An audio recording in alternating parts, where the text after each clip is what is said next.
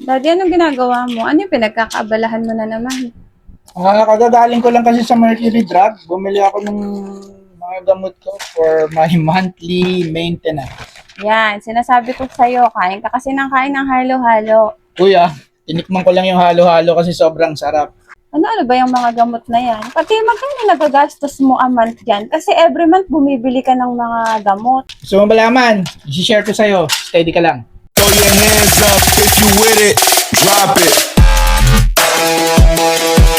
Na-diagnose tayo na meron tayong type 2 diabetes 2024. Noong unang nireseta sa akin to ng doktor, so sobrang na-overwhelmed ako. Ba't ang dami namang gamot? And para saan ba lahat to?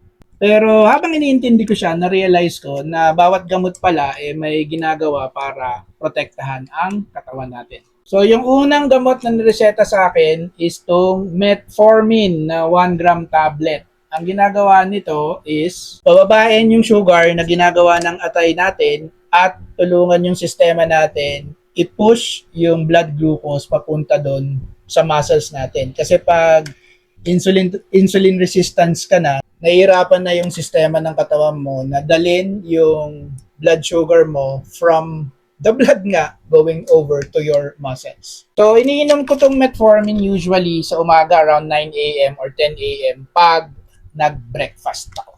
Iniinom natin to kasi gusto natin iwasang yung long-term damage ng pagiging diabetic dun sa nerves, puso, kidney, at saka dun sa eyes natin.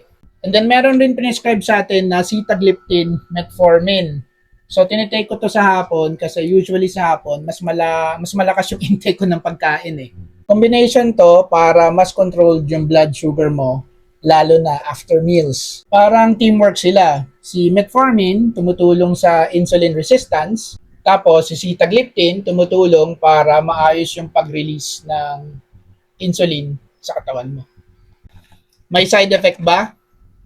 Pwedeng hilo or loose bowel movement or LBM. O parang minsan nasusuka ka lalo na kung first time mong iti-take to. Pero personally sa akin wala naman ako naramdaman nung nag-take ako ng metformin eh. Kay sitagliptin naman, although hindi ko na-experience, sabi nila headache at saka sipon-like symptoms. Tapos meron rin tayong atorvastatin. Hirap na hirap ako sa ibigkasin to.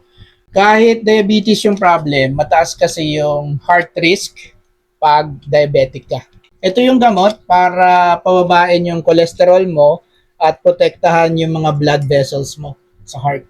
Kasi minsan, hindi lang naman sugar ang kalaban ng diabetes eh. Possible side effect, ito naramdaman ko. Minsan nangangalay yung muscle mo and may maaraw ka na feeling mo pagod ka. Kaya usually, bumababa yung pacing pagka tumatakbo tayo. Kaya usually, tinitake ko to after tumakbo, hindi bago tumakbo. And lastly, itong vitamins B1, B6, B12. Binibigay ito ng doktor para makatulong sa nerves natin. Kasi ang diabetes pwedeng makaapekto sa pakiramdam ng kamay at saka paa. Yung may mga nagtutusok-tusok kasi damage nerves yun eh. So sa totoo lang, kala ko dati pag nagkaroon ka ng diabetes, bawal na lahat ng masarap. Pero na-realize ko, this is not about punishment.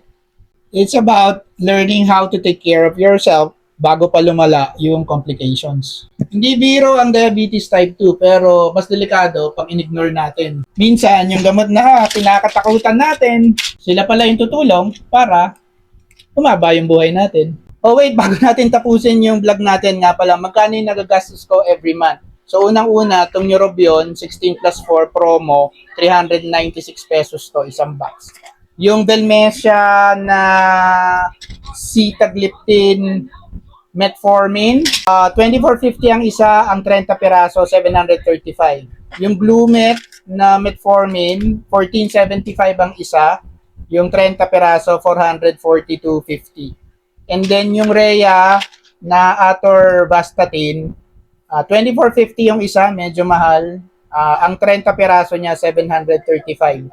So magkano lahat-lahat ang nagagastos natin every month dito sa maintenance medicine natin is 2,211.15. Ang mahal magka-diabetes, di ba? Pero dito sa metformin may discount to.